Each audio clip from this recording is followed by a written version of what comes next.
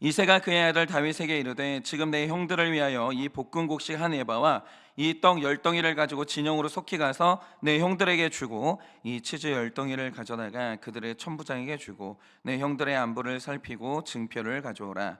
그때 사울과 그들과 이스라엘 모든 사람들은 엘라 골짜기에서 블레셋 사람들과 싸우는 중이었더라. 다윗이 아침에 일찍이 일어나서 양을 양지키는 자에게 맡기고 이새가 명령한 대로 가지고 가서 진영에 이른즉 마침 군대가 전장에 나와서 싸우려고 고함치며 이스라엘과 블레셋 사람들이 전열을 벌이고 양군이 서로 대치하였더라.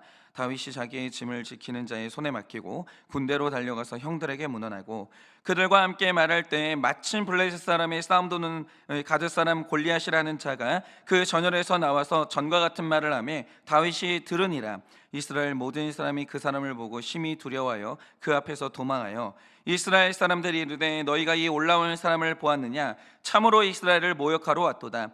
그를 죽이는 사람은 왕이 많은 재물로 부하게 하고 그의 딸을 그에게 주고 그 아버지의 집을 이스라엘 중에서 세금을 면제하게 하시리라.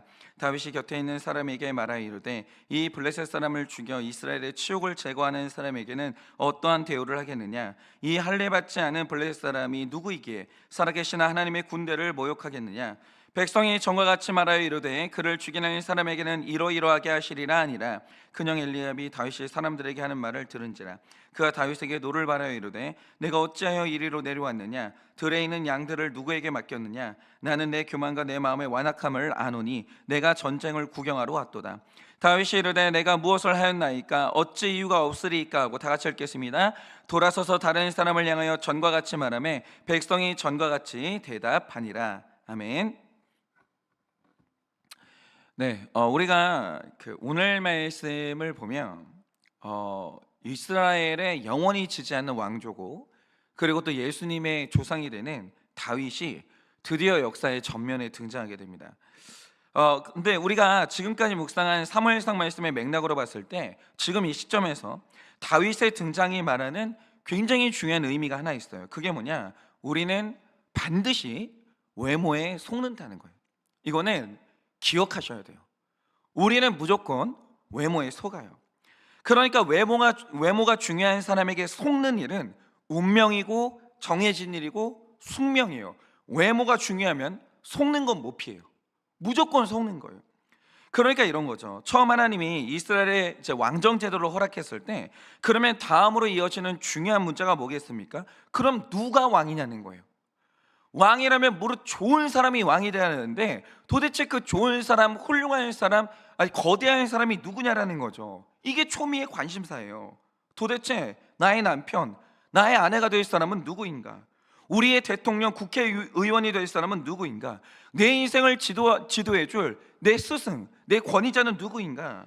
이렇게 어쩔 수 없이 우리는 내 인생의 평생의 동반자 혹은 권위자를 찾아야 되는데 누구나 다 좋은 사람 찾죠. 누구나 다 훌륭한 사람 찾죠. 근데 그게 누군데요? 그런데 여기에서 문제가 뭐냐? 처음에 사울이 나타나고 이새의 첫째 아들이죠, 엘리압이 나타났을 때 나중에는 다 드러나지만 그들은 왕이 아니었어요. 왕의 자격이 없었다라는 거죠. 그런데 얼굴도 준수하고 키도 남들보다 어깨 하나는 큰 이 사람들이 왕의 자격이 없다는 걸 알아봤던 사람이 한 사람이라도 있었냐? 그 준수한 얼굴과 큰 키에 속지 않은 사람이 있었냐? 정말 무서운 사실인데요, 한 사람도 없었어요. 다 속았어요, 다. 반면에 이스라엘 역사에 영원히 빛나는 다윗, 그리고 예수님의 조상이 되는 다윗이 나타났는데, 정말 훌륭한 사람이 나타났는데 그가 하나님이 택하신 왕이다, 이걸 알아봤던 사람은 또 있었냐라고 하면 이게 더 무서운데요, 그랬던 사람이 한 명도 없었어요. 아무도 못 알아봐요. 아무도. 심지어 사무엘도 하나님이 알려주시기 전까지는 다윗 안에 하나님의 이제 왕의 씨가 있다는 걸 알아보지 못했다는 거예요. 사무엘도 속아요. 사무엘도 이 다윗의 초라한 외모를 무시해요. 이게 안 넘어가지는 거예요. 그러니까 이제 잘 생각을 해보세요. 우리는 외모에 완벽하게 속는 타락한 눈을 가지고 있거든요. 우리 눈이 이래요. 우리는 무조건 외모에 속아요. 그러면 여기에서 중요한 문제가 이겁니다. 우리가 이 타락한 눈을 가지고 자기 자신은 분별할 수 있나? 남을 분별하지 못하는 건 당연하고, 그러면 나 자신은 분별을 하나? 그것도 안 된다는 거예요. 여러분, 우리의 눈이라는 것은 다른 사람의 외모에도 속지만 나 자신에게도 속는 게, 그게 우리 눈이라는 거예요. 여러분, 사람이요, 뭐 자신감이 없는 것 같고 자기를 혐오하는 것 같고 열등감이 있는 것 같지만, 사실 인간은요, 자기 훌륭한 모습, 자기 괜찮은 모습, 여기에 집중하고 여기에 속는 게 우리 눈이라는 거예요. 그래도 노력하고 살았던 내 모습, 조금은 바르게 살았던 내 모습, 많이 참았고 절제했던 내 모습, 우리는 다요, 이거에 꽂혀 있어요. 나요, 괜찮은 사람이에요. 그렇게까지 이상한 사람은 아닌 거예요. 최소한 나보다 못하는 사람이 훨씬 더 많아요. 그게 우리가 보는 나라는 거예요. 근데 이제 이런 모습만 골라서 기억하고 싶은 습성이 있어요. 그래서 이게 우리가 우리 자신한테 속을 수밖에 없는 거예요. 사람은요, 다른 사람의 속을 보는 능력도 없지만 동시에 은밀한 자기 속을 보는 능력도 우리는 없어요. 우리는 못 봐요. 내 속도 내가 못 보는 거예요. 그래서 사람은 남의 겉모습에도 속지만 자기 자신의 겉모습에도 속는 게 우리라는 거예요. 내가 좀 괜찮은 말, 뭐 그래도 훌륭한 말들을 하고 있으니까 그게 나인 줄 알아요. 내가 나한테 속는다라는 거죠. 그런데 우리가 이런 눈을 가졌다라는 이것이 왜 우리 구원하고 연결되는지 아십니까? 자, 하나님의 아들 예수님이요, 우리를 구하기 위해서 하나님의 아들이 왔어요. 무려 하늘 높은 곳에 계시던 하나님의 아들이 내 곁에 오셔서 나에게 말을 걸어주셨고, 나와 함께 걸으셨고, 나와 함께 음식을 드셨어요. 내 옆에 있는 그 사람이 하나님의 아들이에요. 내 구원자예요.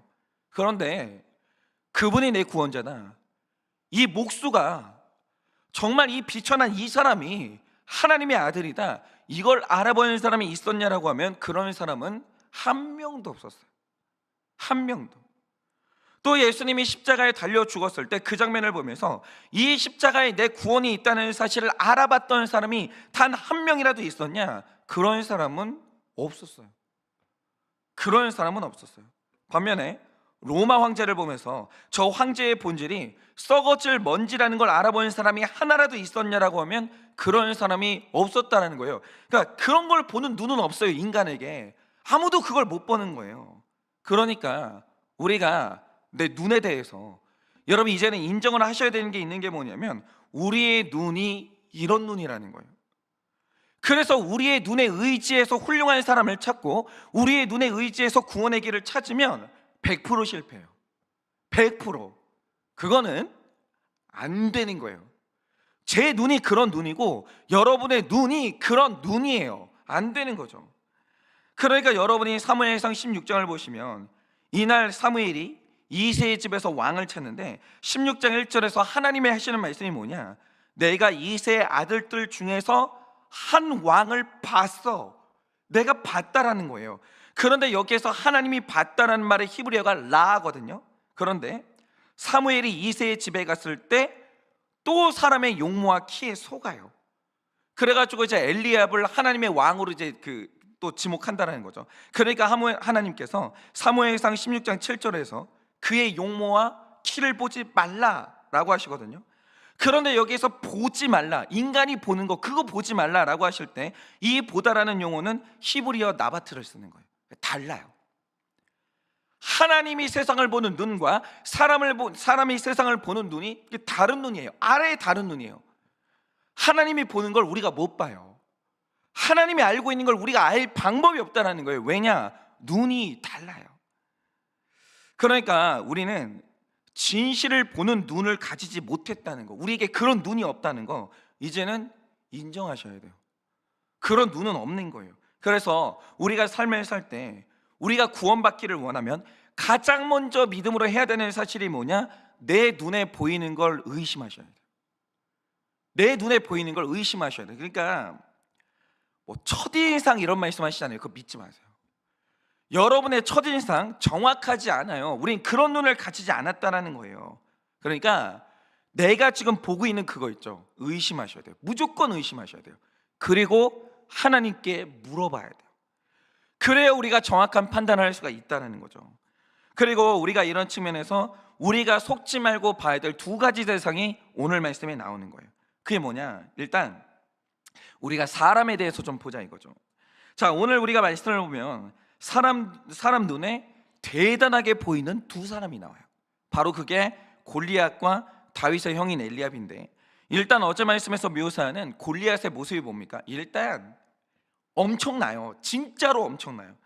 그의 키는 6규빗 1뼘인데 어제 말씀드린 대로 이걸 오늘날의 수치로 환산하면 2.9m예요. 그런데 이렇게 큰 사람은요, 현대 사회에도 없어요. 현대 사회에도 없어요. 이게 거인이죠. 그리고 머리에는 노트구를 썼다라고 하는데, 당시의 놋은 철 다음으로 구하기 힘든 굉장히 럭셔리한 재료였어요. 그러니까 여러분 아시겠지만 놋을 잘 닦잖아요. 이게 황금처럼 반짝반짝 빛나요.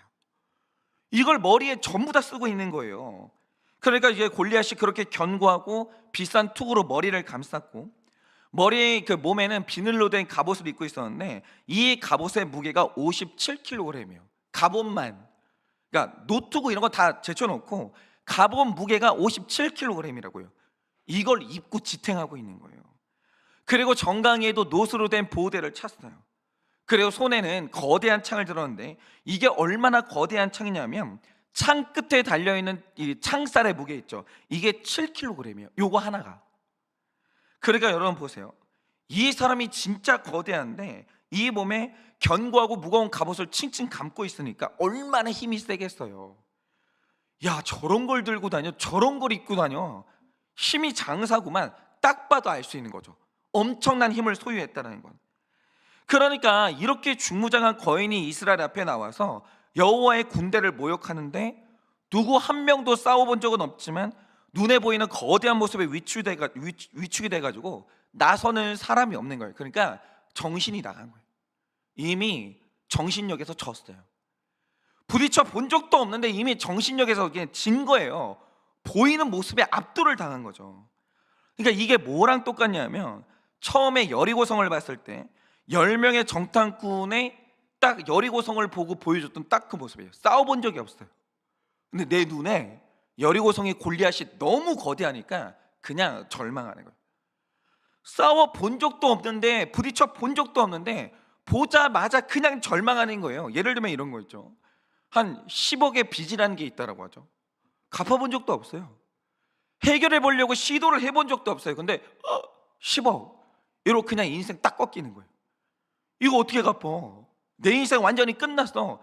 이러면서 인생이 그냥 딱 꺾여버린 거, 딱 요랬다라는 거죠. 그냥 전투 의지가 꺾여버린 거예요. 왜냐? 내 눈에 보기에 요거 이기는 게 불가능해 보이는 거예요. 그런데 한번 생각을 해보세요. 이런 거인이 정말 힘이 세다면 이렇게까지 중무장을 하지 않아도 될 텐데, 왜 이 사람은 온몸에 빈틈도 없이 갑옷으로 칭칭 감았을까요?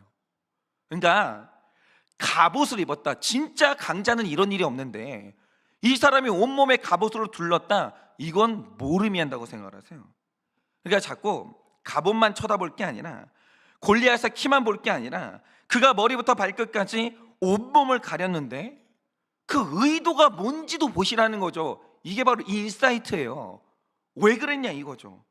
그런데 어제 말씀이죠. 사무엘상 17장 7절을 보면 굉장히 중요한 구절이 하나 있어요. 그게 뭐냐? 그가 그렇게 대단한 용사면 혼자 오면 될 거 아니에요. 그런 용사들이 되게 많거든요. 심지어 다윗도 혼자 왔어요. 앞으로 여러분이 보시면 아시겠지만 다윗이 골리앗하고 싸우러 갈 때 혼자 나갔어요. 진짜 자신감이 있는 사람들은 이런다라는 거죠. 그리고 원래 고대 싸움에서 1대1 싸움은 이렇게 하는 거예요. 일기토는 원래 이렇게 하는 거예요. 그런데 어제 말씀을 보면 어떤 내용이 있냐? 방패에 드는 자가 골리앗 앞에 있고 골리앗은 방패 뒤에 숨어서 외쳐요. 성경에 그렇게 나와 있어요. 그러면 이 모든 게 의미하는 게 뭐겠습니까? 지금 골리앗이 큰 소리를 치면서 마치 세상 모든 것을 자기가 이길 것처럼 외치고 있지만, 사실 그가 온몸에 중무장을 하고 있고 심지어는 방패 뒤에 서 있다. 이 말의 의미가 뭐냐? 사실 그의 마음에는 두려움이 가득하다, 그거예요. 이 사람 쫄보예요. 완전히 두려움으로 가득한 거예요. 그럼 뭐에 대한 두려움이냐? 제가 한 번은 이 골리앗에 관한 의학적인 글을 읽은 적이 있는데, 사람의 키가 2.9m가 된다는 것은 사실 견딜 수 있는 한계치를 넘어간 거예요. 이게 뭐냐면 이거 거인증이에요. 이 사람이 지금 거인증에 걸린 거예요. 그런데 거인증에 걸린 사람은 체급이 있으니까 무거운 갑옷을 견딜 힘이 있는 건 맞아요. 체구가 크니까. 그런데 이 거인증에 걸린 사람들, 이런 사람들의 치명적인 약점이 뭐냐? 민첩성이 현저하게 떨어져요. 빠르게 움직이는 게 안 돼요. 그러니까 골리앗은 가까운 거리에서 힘으로 부딪히면 이길 가능성도 있지만 멀리서 빠르게 뭔가를 던진다, 못 피해요. 이게 골리앗 같은 사람들의 치명적인 약점이에요. 1대1로 붙는다, 이길 수 없는 상대인데 뭔가 빠르게 창이나 뭔가를 던진다, 이 사람들은 못 피하고 그대로 맞을 수밖에 없어요.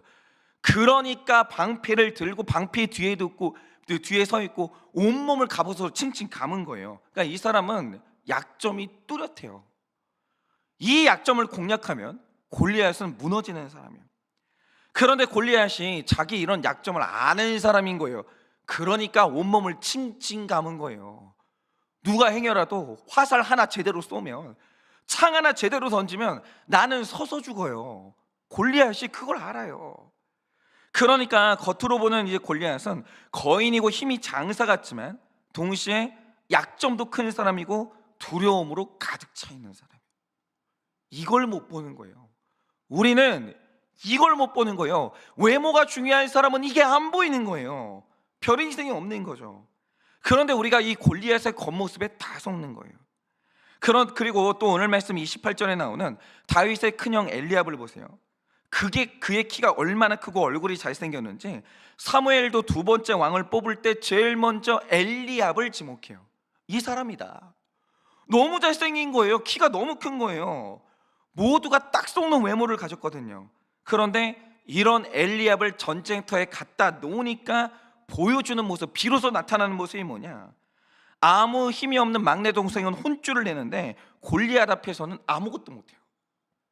힘이 없는 사람은 찍어 누르는데 힘 있는 사람이 나타나니까 아무것도 못해요. 그러니까 우리가 이런 사람을 방구석 여포라고 하는데, 약자들 앞에서나 큰 소리 치는 인물이지, 방구석에서나 큰 소리 치는 인물이지, 정작 중요한 일을 할 때는 아무짝에도 쓸모가 없는 사람이에요. 이게 엘리압의 본질이에요.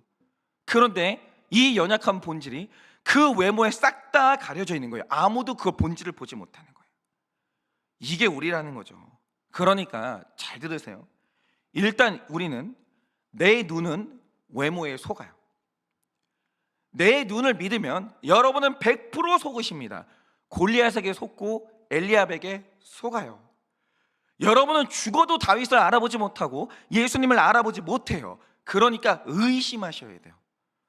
앞으로 여러분의 눈을 신뢰하시면 안 된다는 거예요. 의심하셔야 되는 거예요. 그러니까 나의 첫인상 이런 건 무조건 틀린 판단이라고 생각하시면 되는 거예요.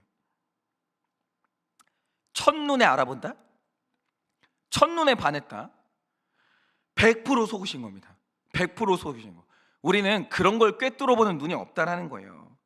그러니까 긴 시간 관찰하면서 그 사람의 작은 습관, 반복되는 언어, 위기의 순간에 나타나는 모습, 이런 걸 정말 유심히 봐야 우리가 분별할 수 있다는 거죠. 그리고 또 오늘 말씀에서 또 하나 속지 말아야 될 중요한 게 있는데, 자, 제가 자주 말씀드렸지만 다윗은 아버지 이새에게 자식 취급을 못 받아본 사람이에요. 그러니까 사무엘이 왕을 뽑으려고 이새 아들들을 만나는데 이새에게 8명의 아들들이 있었거든요. 그런데 이때 이새가 7명의 아들들은 다 불렀는데 유일하게 다윗을 안 불러요. 그럼 너 부르면 뭐 할 거야? 너는 왕이 아닌데. 아버지가 다윗을 아예 인정 자체를 안 해요. 그러니까 이유가 여러 가지가 있겠지만 다윗은 자기 아버지에게 명백하게 차별받고 사는 아들이었어요. 그런데 여러분, 오늘도 얼마나 슬픈지를 좀 보세요. 지금 이세의 아들들 중에서 20세가 넘는 아들 3명이 지금 전쟁터에 갔어요. 첫째, 둘째, 셋째가 전쟁터를 갔어요. 그러니까 아버지 이세가 이 세 아들의 안부를 걱정하는 건 너무 당연하죠. 그런데 여러분, 왜 걱정해요? 걱정한다는 말의 뜻이 뭡니까? 전쟁터가 위험하다는 걸 아버지 이세가 아는 거예요. 알잖아요. 그러면 내 아들들의 안부를 확인하기 위해서 이 위험한 전쟁터를 누군가를 보낸다라고 하면 딱 둘 중에 하나예요. 진짜 믿는 사람 보내던가, 아니면 가장 중요하지 않은 사람, 혹시 죽어도 상관이 없는 사람, 이런 사람을 보내는 거예요. 그러니까 이 집에서는 보통 종을 보내요, 이런 위험한 장소를 갈 때는. 그런데 진짜 이해가 안 되는 게 뭐냐, 이 집은 아들이 8명이니까 넷째를 보내도 되고 다섯째를 보내도 될 일 아니에요. 그런데 이때 다윗의 나이가 아무리 많아봤자 최대 15살이에요 아니면 그 밑이에요. 되게 어린 나이였다는 거죠. 그런데 이 위험한 전쟁터에 막내를 보내요. 넷째도 있고 다섯째도 있고 여섯째도 있는데 막내를 보내요. 그러면 이 선택의 명백한 뜻이 뭐냐, 내 아들들 중에서 가장 중요하지 않은 사람, 혹시 잃어버려도 괜찮은 아들, 그게 다윗이에요. 그게 다윗이에요. 그러니까 큰 아들의 안부를 묻기 위해서 그 위험한 장소에 막내를 보내는 거예요. 그러니까 오늘 다윗이 전쟁터에 왔는데, 이 전쟁터에 왔다는 걸 순전히 인본적인 관점으로 보면 어떻게 해석이 되는가, 이 사건은 다윗이 차별받은 사건이고 다윗은 사랑받지 못한다는 뜻이 되고, 이 집에서 다윗은 중요하지 않은 인간이다, 이렇게 되는 거예요. 다른 뜻이 없어요. 인간적으로 보면 다른 뜻이 없어요. 아버지 이새가 다윗에게 너무 악한 거예요. 그런데 여러분 잘 보세요. 우리가 삶을 해석할 때 나에게 일어나는 모든 일들을 인본적으로 보면서 인간의 의도로 해석하면서 여기까지 오면 여러분은 속으시는 거예요. 완전히 여러분은 속으시는 거예요. 왜냐? 오늘 말씀이 17절에서 30절까지인데 오늘 말씀 전체에서 가장 중요한 단어가 있어요. 그게 뭐냐? 23절에 나오는 마침이라는 단어. 마침. 이게 다윗의 인생에서 작동하는 하나님의 주권과 섭리를 의미하는 어마어마한 단어예요. 마침. 여러분, 다윗을 여기에 보낸 건 악한 아버지 이새 같죠? 이새가 아들을 사랑하지 않고 이 아들을 중요하게 여기지 않으니까 너는 죽어도 되니까 거기를 가, 이렇게만 보이시죠? 그런데 다윗을 여기에 보내는 건 이새처럼 보이는데 사실 이새를 통해서 다윗을 여기에 보낸 건 하나님이라는 거예요. 하나님의 어마어마한 섭리가 작동하고 있는 거예요. 맞아요. 인간적인 관점에서 볼 때 아버지가 다윗을 전쟁터에 보냈다는 것은 명백한 차별과 사랑이 없는 행동이 맞아요, 인간의 관점에서 보면. 그런데 이건 인간의 입장일 뿐이고요. 오늘 그 악한 아버지를 통해서 다윗을 전쟁터로 부르신 게 하나님이라는 거죠. 인간 보시면 안 돼요. 하나님을 보셔야 되는 거예요. 왜냐? 오늘 다윗은 아무 생각 없이 형들을 만나러 전쟁터에 왔어요. 그리고 23절을 보면 역시나 형들의 안부를 확인하고 있었어요. 형님들 괜찮습니까? 다친 데 없습니까? 아버지가 저를 보내서요, 형들 잘 있는지 보고 오라고 했어요. 이게 목적이었어요. 아무 목적이 없었어요. 그걸 하고 있었습니다. 그런데 형들을 만나서 안부를 묻고 있는데 마침 그때 골리앗이 쉬기를 그치고 하나님의 군대를 모욕하는 말을 다시 시작하는 거예요. 그러니까 골리앗도 쉬는 시간이 있을 거 아니에요. 그러면 다윗이 골리앗을 만나지 못할 가능성도 있었던 거예요. 그런데 다윗이 형들하고 만나고 있는데 마침 그때 다윗 앞에 골리앗이 나타나요. 그리고 다윗 귀에 골리앗이 하나님의 군대를 모욕하는 말을 그때 들은 거예요. 근데 성경은 이걸 뭐라고 말하냐? 마침 그때, 정확한 타이밍에 하나님이 딱 듣게 하시는 거예요. 그런데 이때 다윗 안에서 하나님을 모욕하는 골리앗의 말을 듣자마자 다윗 안에서 하나님을 향한 사랑과 열정이 끌어올라요. 그런데 다윗이 자기 안에 이런 게 있는지를 몰랐어요. 내가 하나님을 이렇게 사랑하는지를 몰랐고 내가 하나님을 향한 열정이 이렇게 뜨거운 줄을 몰랐어요. 그리고 이 사건을 계기로 다윗은 이스라엘의 왕이 돼요. 다윗은 이스라엘의 왕이 돼요. 그러니까 이런 거죠. 만약 아버지가 다윗을 차별하지 않았다면, 아버지가 막내를 귀하게 여겼다면, 그래서 다윗이 전쟁터에 오지 않았다면, 그리고 골리앗이 존재하지 않아서 다윗의 귀에 하나님을 모욕하는 소리가 들리지 않았다면 다윗은 자기 안에 있는 하나님을 향한 사랑과 사명을 전혀 알지 못했을 거예요. 전혀. 그리고 골리앗하고 싸우러 가지도 못했을 거예요. 마침 그때 골리앗을 만나지 못했다면 형들과의 안부를 묻고 그냥 집으로 갔을 거예요. 그리고 나와 함께 하시는 하나님을 경험하지도 못했을 거예요. 그러니까 인간 보시면 안 되는 거예요. 사람들은 이런저런 의도를 가지고 우리를 대하죠. 못되게 하는 사람도 있어요. 악하게 하는 사람들이 있어요. 나를 사랑하지 않아서 내가 이런 대우를 받을 수도 있어요. 그런데 중요한 게 뭐냐면 사람 보시면 다 속는 거예요. 그 악한 사람들을 사용해서 우리 삶에 하나님의 섭리를 이루어 가시는 건 하나님이라는 거죠. 하나님이에요. 그런데 아버지의 차별 때문에 막내인 다윗이 전쟁터에 왔고, 그래서 형들하고 대화를 하는데 하필이면 마침 그때 골리앗의 모욕적인 말이 들리는 거예요. 그러니까 우리가 이런 거죠. 우리가 내 삶에 일어나는 사건들을 막 해석해요. 남편은 왜 그래요? 도대체 이 아내는 왜 그러는 거예요? 내 부모는 왜 이런 사람들이고 내 곁에 있는 사람 도대체 왜 이렇게 나한테 악하게 하냐, 이거예요. 그러니까 내 삶에 일어나는 일들을 해석할 때 사람만 보면 여러분은 일평생 상처에서 못 빠져나와요. 절대로 못 빠져나와요. 악한 사람 보시면 여러분의 해석이 안 되는 거예요. 그러니까 악한 사람만 보지 말고 왜 하나님이 그들을 통해서 무슨 일을 하시려고 하는지 생각을 해보세요. 지금 다윗 주변에 좋은 사람이 누가 있어요? 악한 아버지 이세, 동생을 무시하고 있는 엘리압, 하나님의 군대를 모욕하고 있는 골리앗. 왜 그런 사람들을 만나요, 다윗이? 이유가 뭐냐면 하나님이 역사하시는 거예요. 하나님이 다윗을 양육하시고 하나님이 다윗을 일으켜 세우시는 거예요. 하나님 봐야 돼요. 하나님 봐야 돼요. 그래서 예전에 이제 교회에서 우리가 막 시험 들면 언제나 어른들이 줬던 최고의 답이 있어요. 그게 뭐냐면 교회는 하나님 만나려고 오는 거야. 왜 사람 봐?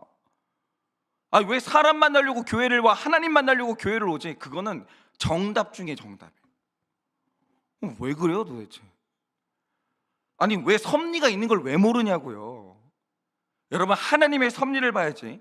사람 보시면 여러분 교회 못 다녀요. 공동체에 못 붙어 있어요. 여러분은 일평생 상처에서 벗어날 방법이 없다라는 거예요. 인생은 사람의 뒤에서 일하고 계시는 하나님의 섭리를 볼 때만 우리의 인생이 해석될 수 있다는 거죠. 그러니까 저도 그랬는데, 제가 우리들 교회에서 이제 3년을 사역했는데 3년 차 때 제 만족도가 제일 높았어요. 평소에는 그런 생각을 안 해봤는데 3년 차 때 너무 은혜가 크고 너무 만족감이 높으니까 나는 이제 평생 그냥 부교육자로 살까? 그리고 제 마음대로 되는 건 아니지만 그냥 그런 생각을 했어요. 그냥 우리들 교회에 뼈를 묻을까? 이런 생각을 했다고요. 너무 좋았어요. 너무. 그런데 내가 이제 부교육자로 살겠다, 나는 평생 여기에 뼈를 묻겠다라고 생각하던 마침 그때, 하필이면 3년 차 때 딱 그때 한일교회에서 저를 부르셨어요. 그리고 나서 깊은 고민 끝에 이제 한일교회로 오게 됐는데 마침 한일교회는 그때 코로나가 딱 터지는 거예요. 정말 괴로움의 연속이었어요. 나는 여기 있고 싶은데 하나님이 마침 그때 나를 불러요. 나는 열심히 이제 마음을 접고 목회를 하려고 하는데 마침 그때 코로나가 터져요. 다 마침이에요. 마침. 뭐 해보려고 하면 마침 그때 안 좋은 일이 생겨요. 그런데 우리가 여기에서 속지 말아야 될 게 뭐냐? 사람 보지 말고 상황 보지 말고 왜 하나님이 이런 사건을 주시나? 왜 하필이면 마침 이때 하나님께서 이렇게 일하시나? 이런 말을 듣게 하시나? 이런 사람을 만나게 하시나? 이 섭리를 봐야 돼요. 주인공은 하나님이에요. 사람이 아니라는 거죠. 택자의 삶에는 우연이 없어요. 다 하나님이 이유가 있어서 하시는 일이라는 거죠. 모든 일에는 하나님이 하시는 선한 의도가 있는 거예요. 사람이 하는 독한 말, 악한 행동, 사악한 의도, 여기 속지 마세요. 여기 속지 마세요. 사람이요, 자기 뜻대로 하는 것 같아도 다 자기 뜻대로 하는 게 하나도 없어요. 여러분 욥을 보세요. 욥의 아내가 왜 그렇게 독한 말을 해요? 왜 욥의 친구들이 와가지고 하루 종일 욥을 괴롭히는 이유가 뭐예요? 왜 하필이면 마침 그때 돌개바람이 일어나가지고 아들들이 한 집에서 파티를 하고 있는데 마침 그때 왜 집이 무너지냐고요. 왜 이런 일이 일어나요? 욥기가 명백히 말하는 게 뭐냐? 사람 보지 마. 하나님이 하시는 일이야. 하나님한테 물어봐. 왜 이런 일이 일어나는지 하나님을 봐야 돼. 그러지 않으면 욥기는 해석이 안 돼. 오늘 이걸 말해주는 거예요. 여러분, 하나님이 사탄도 들어쓰고 독한 말을 하는 욥의 아내도 들어쓰시고 그리고 돌개바람도 들어쓰시는 거예요. 하나님이 다윗 하나 만들기 위해서 아버지 이새를 들어쓰시고 형 엘리압을 들어쓰시고 심지어 골리앗도 들어쓰시는 거예요. 골리앗 안 만났으면 다윗은 왕이 되지 못해요. 골리앗은 다윗 인생에 제일 고마운 사람이에요. 제일 고마운 사람. 다 하나님이 들어쓰시는 사람들이에요. 다 하나님이 들어쓰시는 사람. 그걸 볼 때만 하나님의 역사가 보이고 모든 것이 합력하여 선이 되게 하시는 하나님을 경험하게 되는 거예요. 그러니까 여러분은 외모를 보시고 보이는 거에 의지하시면 다 속아요. 눈을 의지하지 마세요. 하나님께 물어보세요. 이렇게 오늘 하루 나의 눈에 보이는 것에 속지 않고 잘 분별해서 하나님의 뜻을 바라보고 그 뜻을 이루는 여러분들 되시기를 예수님의 이름으로 축원합니다. 이 시간에 제가 기도하고 축도함으로 예배를 마치겠습니다. 기도하겠습니다. 하나님, 정말 우리는 날마다 속습니다. 준수한 얼굴, 남보다 어깨 하나가 큰 그 멋있는 키, 그 아름다운 얼굴, 그 매너 있는 부드러운 말투. 주님, 우리가 이런 것에 다 속습니다. 그리고 하나님께서 보내시는 그 악한 사람들의 말들, 그 악한 의도, 그 악한 행동들, 우리가 그런 것만 바라보면서 우리는 1차원적으로 그렇게 상처를 받습니다. 그런데 오늘 하나님께서 말씀하여 주십니다. 네 눈을 믿지 말라. 네 눈에 보이는 게 전부